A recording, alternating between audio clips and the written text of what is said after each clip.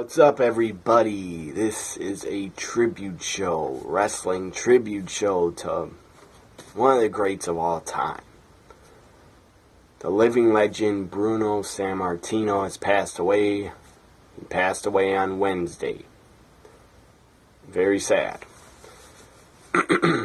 This is my tribute show for Bruno Sammartino. I was not alive when he had his run in the 70s. And when he was champion, I was not alive. But I still respect what he did as a fan of old school wrestling and a fan of history, wrestling history. I respect what Bruno did for the business. He did a lot for Vince McMahon Sr. He basically built his promotion. Back when Bruno was champion, it was all territories. And Vince McMahon Sr. had the Northeast, had the East Coast. You had New York, you went to Baltimore, Pittsburgh, Philly, stuff like that. And Bruno Sammartino, no doubt about it, was the top guy. He was the top guy for Vince McMahon Sr. for well over a decade.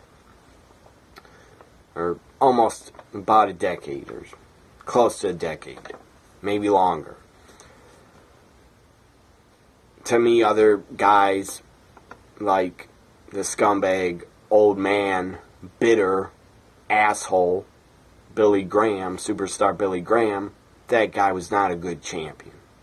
That guy was just a jacked up steroid freak. Bruno was a real champion. Bruno was a real world champion that had a ton of class and did what was best for business all the time. Again, Billy Graham. This show's not about Billy Graham, but I just want to say, Billy Graham, you are a bitter old man. Shut your mouth, know your role, and don't talk about the current product or current superstars like Ronda Rousey. Just shut your mouth, you old man. Because nobody cares to hear from you. You were nothing but a jacked up steroid guy that could cut some promos. Couldn't work, couldn't wrestle. You sucked in the ring, Billy Graham. Thank God they got the title off of you and put on Bob Backlund. So, we know about Bruno Sammartino's life. Before wrestling, he had to escape.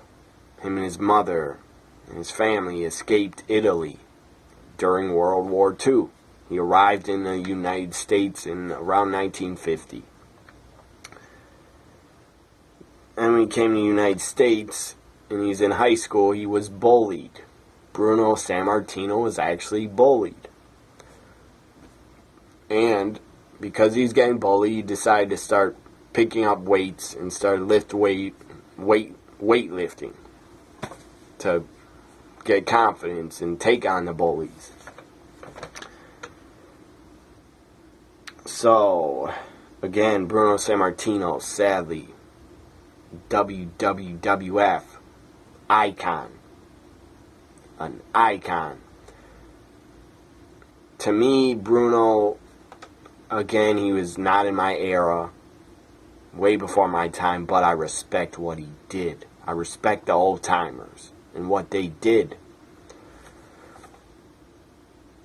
Bruno is probably one of the top 5 greatest ever in the WWF, WWE, whatever you want to call it. WWF, WWE. Bruno is definitely in the top 5 greatest of all time.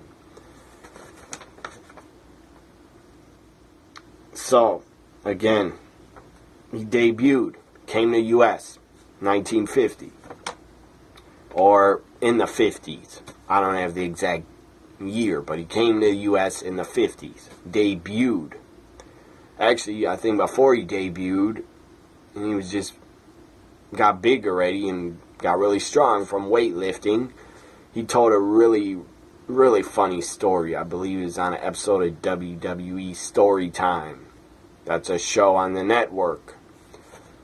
Bruno told a really funny story that he was at like a carnival or something, and he was hired by someone to take on a wrestling monkey. To wrestle a monkey. And Bruno said the monkey was really, really strong, but Bruno wrestled him. I forget how the story ends, but it's a really funny story on an episode of Story Time. Bruno Sammartino actually wrestled a monkey. And if you know anything about monkeys or gorillas, they are really, really strong. They have way more strength than humans. So Bruno Sammartino debuted in 1959. He retired 1987. Bruno Sammartino won his first WWF championship. He won his first world championship on May 17th, 1963. Bruno Sammartino defeated Nature Boy Buddy Rogers for the WWF championship, basically for the world title. The world title of the WWF promotion. And WWF was kind of small. They were a small promotion because they basically ran shows in the New York area, East Coast area.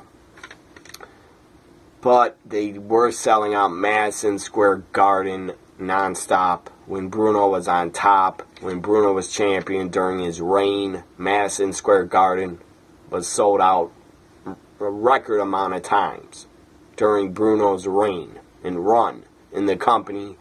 He sold out Madison Square Garden a ton. Really a lot. I don't have a specific number, but I know he sold it out a lot. I mean, nobody sold out the Garden more than Bruno. After him, Hulk Hogan did it quite a lot. Probably over 20 times. But I believe Bruno has a record for selling out the Garden the most. So May 1763 defeated Nature Boy Buddy Rogers to win the world title. In 47 seconds, he defeated Nature Boy Buddy Rogers. I don't know if Buddy Rogers was in bad health or had to retire, I don't know. But, man, 47 seconds, Buddy Rogers got destroyed by Bruno. And again, after he won the title in 63, Bruno, for 8 straight years, Bruno Sammartino traveled the wrestling world, took on some of the toughest men in the industry, took on Gorilla Monsoon, took on Killer Kowalski, Giant Baba, George Amos Steele, Classy Freddie Blassie, Cowboy Bill Watts, Gene Kiniski, Stan Hansen, the list goes on and on and on. A lot of greats Bruno took on. And here's this couple of Bruno pictures here from this magazine's called The Greatest 50 WWE Stars of All Time. There's Bruno Sammartino choking his protege, the guy he trained, Larry Zbyszko. Picture is probably from 1980. Here's another one of Bruno as a champion. So, very cool pictures.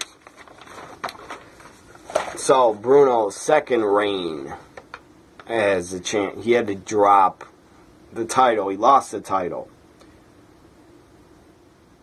I believe he lost the title to, I can't remember. I think maybe Superstar Billy Graham, or I forget, but doesn't matter who he lost it to. Because Bruno Sammartino's second reign as a champion, second reign as the world champion, December 10th, 1973, Bruno Sammartino defeated Stan Stasiak. And he had his second reign as champion. And listen to this stat. Total amount of days Bruno Sammartino was world champion for the WWF. 7 years, 8 months, and 1 day. Also, total amount of days. He held the title for 2,800 days. Insane record. Will never be broken. Someone holding a title for 7 years, that will never be broken. Ever. In wrestling again. Because nobody will ever have nobody in wrestling in 2018 and beyond will ever get a world title reign of 7 years. It's not going to happen. So, couple of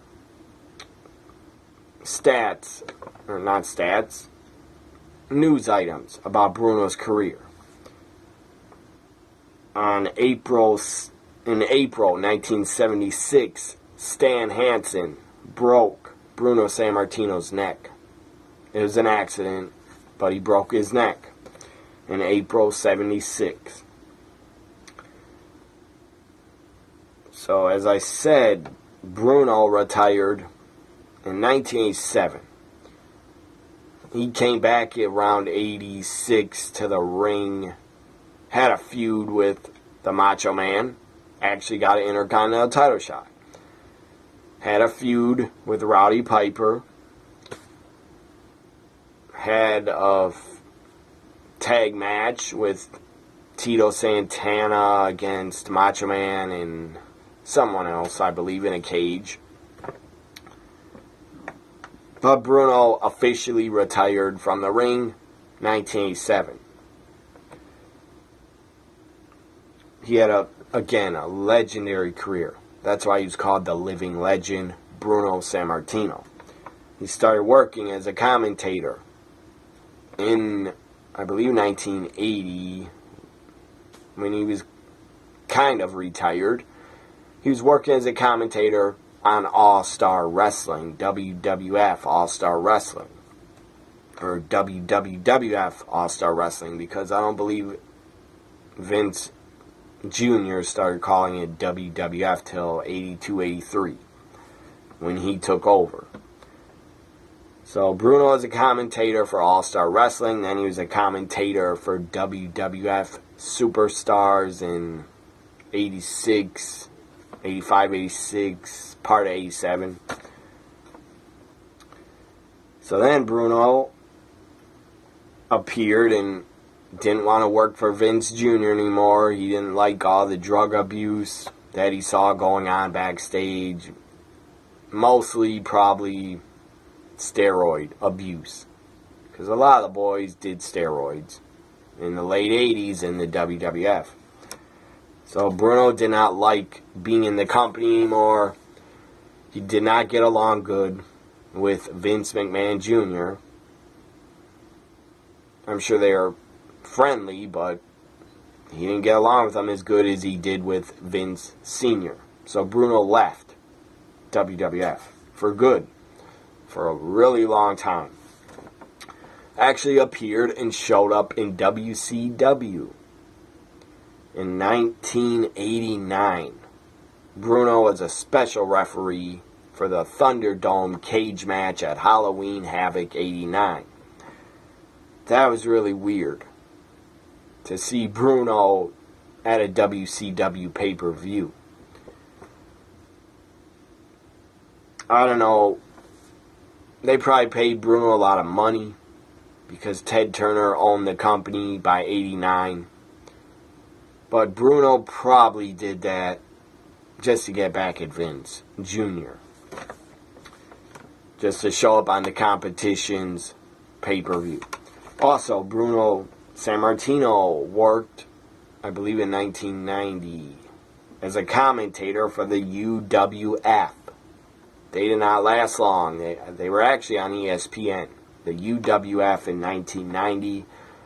Bruno Sammartino worked as a commentator. I believe the owner of the UWF, Herb Abrams, I think that's his name, Herb Abrams. The owner of the UWF was found dead in his hotel room. I believe the guy's murdered or he killed himself. And he was surrounded by hookers and drugs. It was not pretty. So the UWF went away. I believe they were in business only like 2-3 years.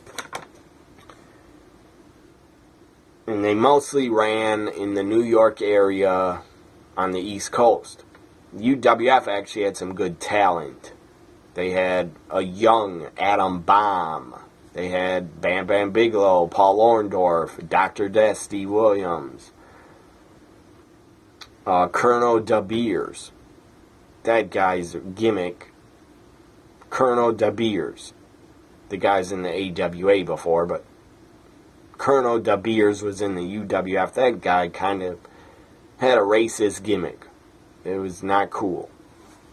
Because he's an old white guy. And his name was Colonel De Beers. And I swear his gimmick was him being racist towards black wrestlers. And black fans in the audience. It was not good. So then Bruno appeared after UWF went under.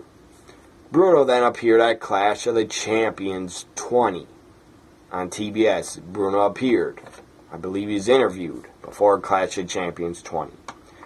Then Bruno appeared on WCW Saturday Night in 1992 on an episode and did commentary with Jim Ross. Then Bruno was asked to come back and be inducted into the WWE Hall of Fame and bury the hatchet with the company and Vince McMahon Jr. Bruno accepted, decided to come back, go in the Hall of Fame in 2013 in Madison Square Garden. It was a great moment. I was so happy that Bruno Sammartino was brought back into the company. And Vince wouldn't call Bruno because Vince is stubborn. Triple H called Bruno, invited him to come into the Hall of Fame, told Bruno the product has changed, we're PG, and Bruno decided to come back. Probably because Triple H was so nice to him. And him and Triple H became good friends. And I don't know, Vince could have asked Triple H to reach out to Bruno, I don't know. But I know Triple H reached out to him and got him to come back. So then, after his 2013 Hall of Fame induction, in 2015, Bruno Sammartino inducted his protege, Larry Zbyszko. That was cool. So Bruno Sammartino, the guy had some legendary feuds and matches against some of the best, some of the greats. Here are a list of some of his matches. If you have the WWE Network, check out the Bruno Sammartino collection. A lot of his classic matches are in there. I suggest you watch them. If you're a younger fan, if you weren't alive, like I wasn't, when Bruno was in his prime, well, learn your history. Watch history. Learn about the past. Learn about wrestling history. Watch Bruno Sammartino's collection on the network. It's really good. And it has a couple of short interviews with Bruno Sammartino talking about his career. So, some of his legend, before I talk about some of his matches, Haystacks Calhoun, guy was like 600 pounds. At one point, Bruno Sammartino actually picked him up and body slammed him. That's how strong Bruno was. So, August 7th, 1979, steel cage match. Bruno went against Stan Hansen. That was very good. April 29th, 1974, Bruno took on Killer Kowalski. June 16th, 75, Bruno took on Waldo. Waldo von Erich. He had the Von Erich name. Might have been Fritz von Erich. I'm not sure. But I kind of looked like Fritz von Erich a little bit when he was younger. Another cage match Bruno had on December 16th, 75 against Ivan Koloff. January 22nd, 1980 against Larry Zbyszko, where Larry Zbyszko cracked a wooden chair over Bruno's head, busted him open, started their feud. And it was a great feud. August 9th, 1980 at Shea Stadium versus Larry Zbyszko in a cage.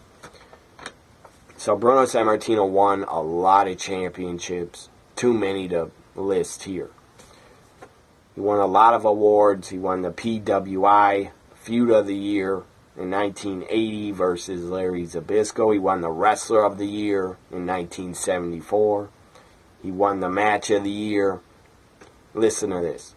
He won the Match of the Year award. Match of the Year award in 1975, 70, 72, 75, 76, 77. In 1980, Bruno had the Match of the Year. And again, sadly, he passed away at 82 years old. I didn't even know he was sick. I thought he was in good health. I mean, I saw a picture of Bruno when he's like, I think 79 years old or 78, 75, and the picture of him, he was jacked. He was pretty jacked and in good shape. So I didn't know Bruno was sick. I believe it's been reported he was hospitalized. He's been hospitalized for the last 2 months. And he died peacefully by his wife's side and his 2 kids. So, my final thoughts, Bruno Sammartino, the guy was a legend. A true legend. A true legend in pro wrestling. Definitely helped Vince Sr. build the WWF, and he made it really successful, drew a lot of money. Bruno Sammartino put a lot of asses in seats. The guy's an Italian American. New York at the time, I'm sure, had a lot of Italians. Everybody, every race loved Bruno. Every kind of fan, every race loved Bruno. It's very sad for me as a big wrestling fan, big fan of the past and wrestling history. Very sad that Bruno Sammartino's passed away. But I'm very happy that he got to come back, be in the spotlight for a little bit, go into the Hall of Fame. He definitely deserved it. I mean, Andre the Giant was the first ever member of the Hall of Fame for the WWE. Bruno should have been number 2, for sure. But at least he went in. I'm very happy he went in the Hall of Fame in 2013. So, just think about, yes, Bruno's gone, but think about and cherish some of the legends that we have left, that are still alive. Legends like Terry Funk, who, that guy, in my opinion, Terry Funk does not get enough credit for what he's done. He changed with the times. He was great in the 70s when he was NWA champion. He was great in the 80s. Then he changed with the times again in the 90s. He went to ECW, became the ECW champion. So just think about the other legends that are alive. They deserve to be thought of by fans. Guys like Terry Funk, Mick Foley, guys like that. Bret Hart, guys like that. So, Bruno Sammartino, rest in peace. You will be missed by millions and millions of your fans. Bye for now.